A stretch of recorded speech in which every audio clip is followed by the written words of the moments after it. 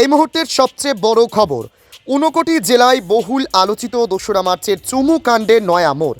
অবশেষে শিপন বাজপারের স্ত্রী তথা 2 সন্তানের জননী কৈলাসহর মহিলা থানায় ঊনকোটি জেলা যুব মোর্চার সভাপতি অরূপ ধরের বিরুদ্ধে ধর্ষণের মামলা দায়ের করেছেন।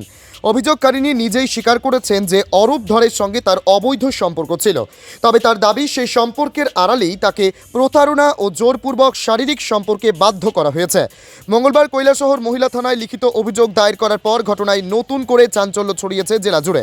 উল্লেখ্য, গত ২রা মার্চের চুমুকাণ্ডের সামনে আসার পর থেকেই বিষয়টি নিয়ে তীব্র বিতর্ক শুরু হয় সামাজিক মাধ্যমে ও রাজনৈতিক মহলে। এবার ধর্ষণে মামলা দায়ের হওয়ায় ঘটনাটি আরও গুরুতর মোড় নিয়েছে। ঘটনায় দেখতে পাচ্ছেন নিউজ 24 জোনের পর্দায়। অভিযোগ দায়েরের পর পুলিশ পুরো ঘটনার তদন্ত শুরু করেছে বলে জানা গেছে।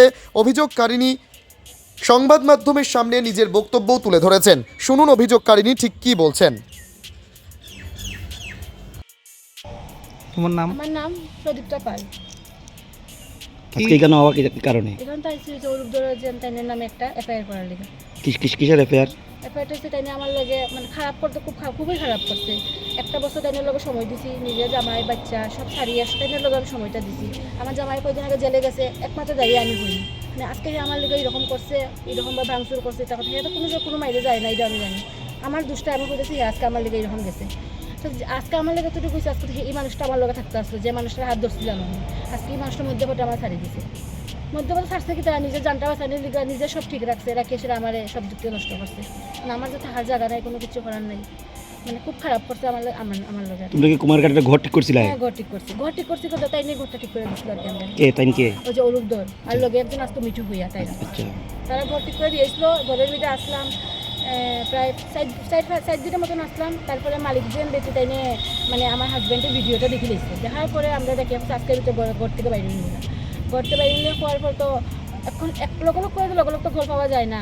তো আমরা তাইনের লগে কথা বলছিলাম, ওই অরূপ ধর আর মিঠু তারা সন্ধ্যার সময় যাওয়ার পরে কইছে আমরা যে একটা ঘর কুমারঘাটের দিকে থাকতাম, এদিকে আইতাম না।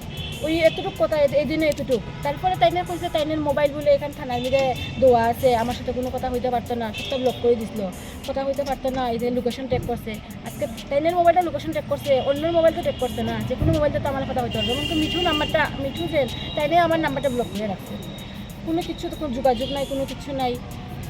এমনভাবে কয়েকটা তো আমি কই আছে না আছে, একটা বার তো কইতো যে তাই কই আছে, বাড়ি পাইছিনি, গোল পাইছিনি, কোনো কিছু নাই। এমনকি যে কোনো নাম্বারে ফোন করছে সব নাম্বার ব্লক করতেছে। থানায় কি কমপ্লেন করছো? যে তাই যে আমার সাথে মানে যা করছে, যা হয়েছে সবটা করছে। থানায় কি কইছে? তাই তো কিছু কইছে না, কারণ হচ্ছে ম্যাডাম আইলে আর থানাতে যে কাগজটা দিছো তোমরা, এটা থেকে রিসিপ্ট সিল দিছেন? দিছে না, রিসিপ্ট মানে কাগজটা দিয়া দিছে আর কি, কইছে ম্যাডাম আইলে পরে দিয়া দিব আবার যাইতাম। কয়টার সময় কইছে আবার লাগা? কিছু কইছে না।